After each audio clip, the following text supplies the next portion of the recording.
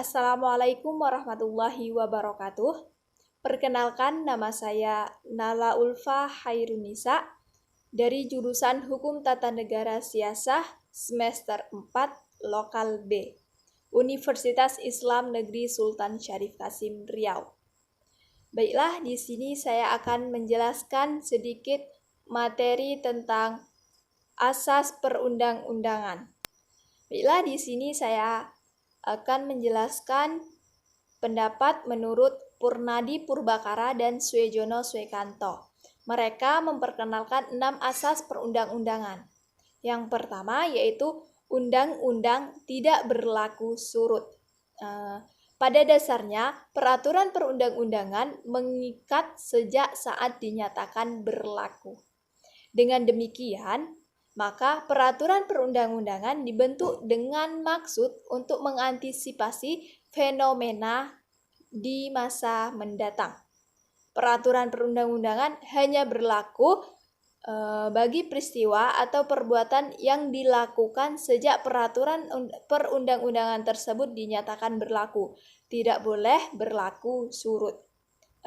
Seandainya akan diberlakukan terhadap peristiwa-peristiwa sebelumnya, maka harus diambil ketentuan yang menguntungkan pihak yang terkena. Hal seperti ini diatur pada pasal 1 ayat 1 KUHP. Yang kedua yaitu undang-undang yang dibuat oleh penguasa yang lebih tinggi mempunyai kedudukan yang lebih tinggi pula. Menurut asas ini, bahwa peraturan perundang-undangan yang lebih rendah tingkatannya tidak boleh bertentangan dengan peraturan perundang-undangan yang lebih tinggi dalam mengatur hal yang sama.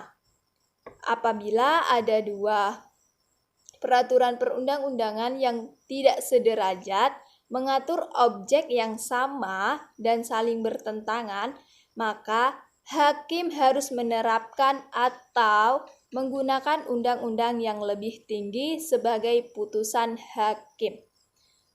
Dan menyatakan undang-undang yang lebih rendah tidak mempunyai kekuatan hukum mengikat.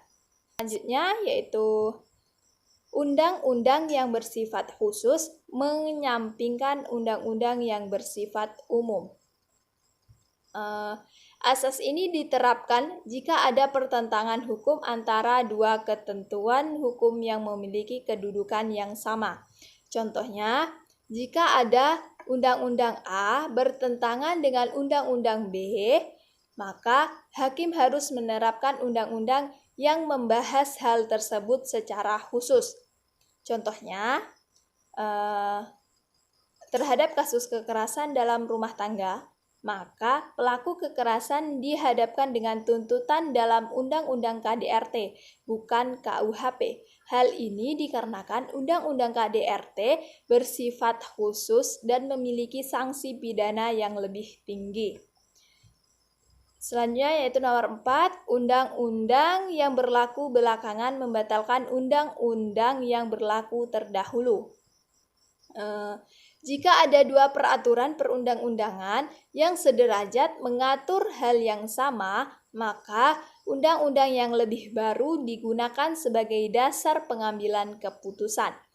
Undang-undang yang baru bisa memiliki kekuatan untuk mengesampingkan atau bahkan membatalkan undang-undang yang lama.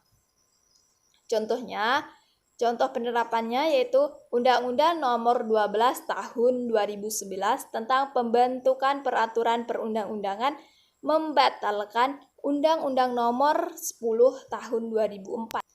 Selanjutnya yaitu nomor 5, Undang-undang tidak dapat diganggu-gugat. Undang-undang hanya dapat dicabut dan diubah oleh lembaga yang membuatnya. Menurut pasal 24A Undang-Undang Dasar 1945, Mahkamah Agung berwenang menguji peraturan perundang-undangan di bawah undang-undang terhadap undang-undang. Dan menurut pasal 24 Undang-Undang 1945, Mahkamah Konstitusi berwenang menguji undang-undang terhadap undang-undang dasar. Dengan adanya asas undang-undang tidak dapat diganggu-gugat, melahirkan teori mengenai hak menguji undang-undang. Menurut teori hukum, ada dua macam hak menguji undang-undang yang dilakukan oleh hakim. Yang pertama yaitu hak menguji undang-undang secara formal, dan yang kedua yaitu hak menguji undang-undang secara material.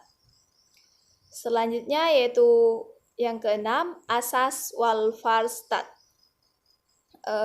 Maksudnya yaitu undang-undang merupakan sebagai sarana untuk semaksimal mungkin mencapai kesejahteraan spiritual dan material bagi masyarakat maupun individu melalui pelestarian pembaharuan. Sekian yang dapat saya sampaikan. Mohon maaf atas segala kekurangan. Saya akhiri wabillahi taufik wal hidayah. Wassalamualaikum warahmatullahi wabarakatuh.